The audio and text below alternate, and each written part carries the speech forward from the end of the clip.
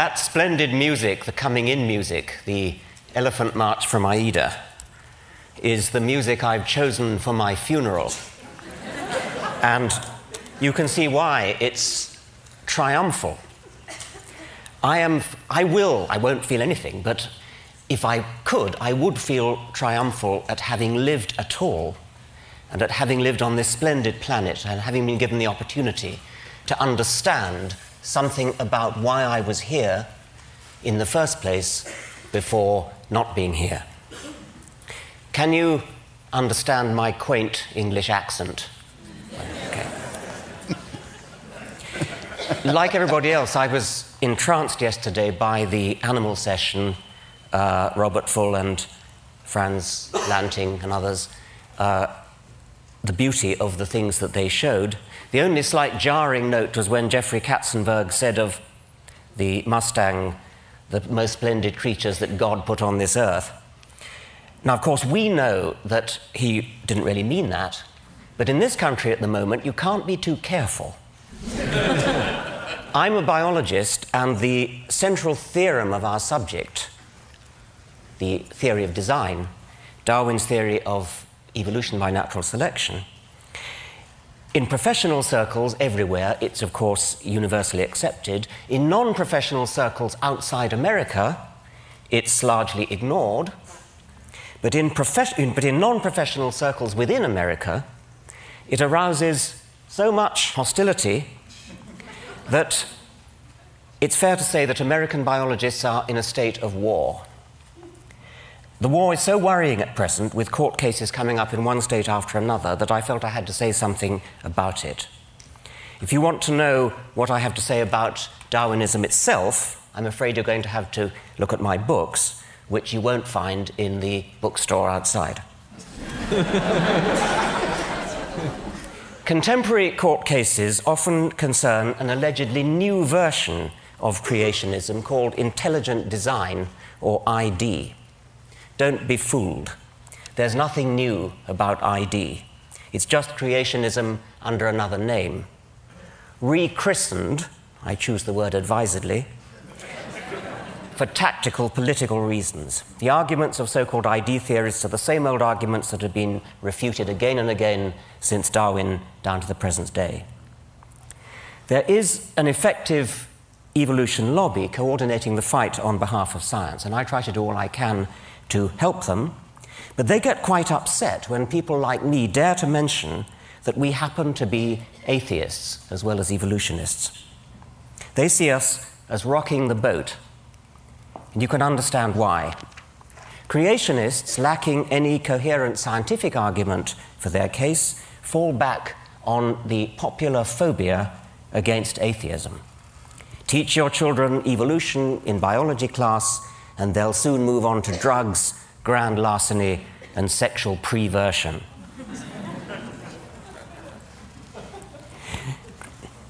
In fact, of course, educated theologians from the Pope down are firm in their support of evolution.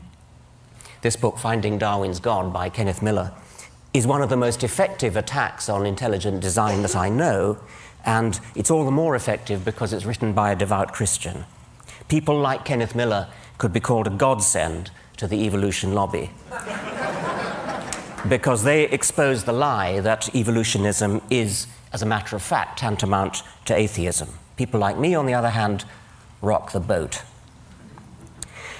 But here I want to say something nice about creationists. It's not a thing I often do, so listen carefully. I think they're right about one thing. I think they're right that evolution is fundamentally hostile to religion. I've already said that many individual evolutionists, like the Pope, are also religious, but I think they're deluding themselves. I believe a true understanding of Darwinism is deeply corrosive to religious faith. Now, it may sound as though I'm about to preach atheism, and I want to reassure you that that's not what I'm going to do. In an audience as sophisticated as that, as this one, that would be preaching to the choir. No, what I want to urge upon you instead, what I want to urge upon you is militant atheism.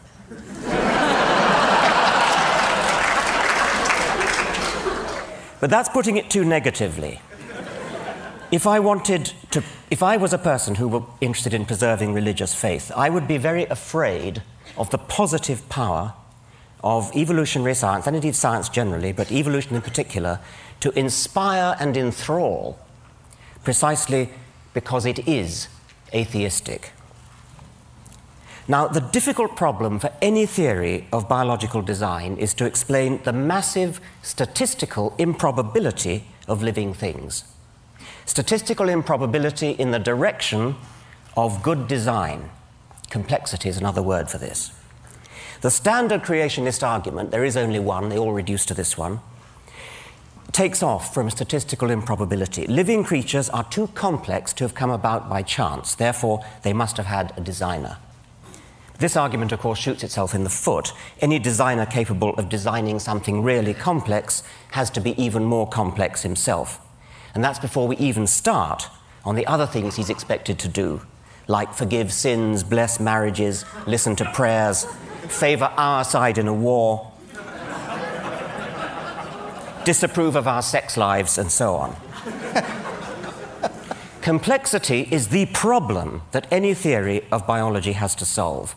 And you can't solve it by postulating an agent that is even more complex, thereby simply compounding the problem. Darwinian natural selection is so stunningly elegant because it solves the problem of explaining complexity in terms of nothing but simplicity. Essentially, it does it by providing a smooth ramp of gradual, step-by-step increment. But here I only want to make the point that the elegance of Darwinism is corrosive to religion precisely because it is so elegant, so parsimonious, so powerful, so economically powerful. It has the sinewy economy of a beautiful suspension bridge. The God theory is not just a bad theory, it turns out to be in principle incapable of doing the job required of it. So returning to tactics and the evolution lobby, I want to argue that rocking the boat may be just the right thing to do. My approach to attacking creationism is unlike the evolution lobby. My approach to attacking creationism is to attack religion as a whole. And at this point, I need to acknowledge the remarkable taboo against speaking ill of religion. And I'm going to do so in the words of the late Douglas Adams, a dear friend who, if he never came to TED, certainly should have been invited. He was? He was, good. I thought he must have been. He begins this speech, which was tape-recorded in Cambridge shortly before he died. He begins by explaining how science works through the testing of hypotheses that are framed to be vulnerable to disproof. And then he goes on, I quote, "Religion doesn't seem to work like that. It has certain ideas at the heart of it which we call sacred or holy. What it means is, here is an idea or a notion that you're not allowed to say anything bad about. You're just not. Why not? Because you're not."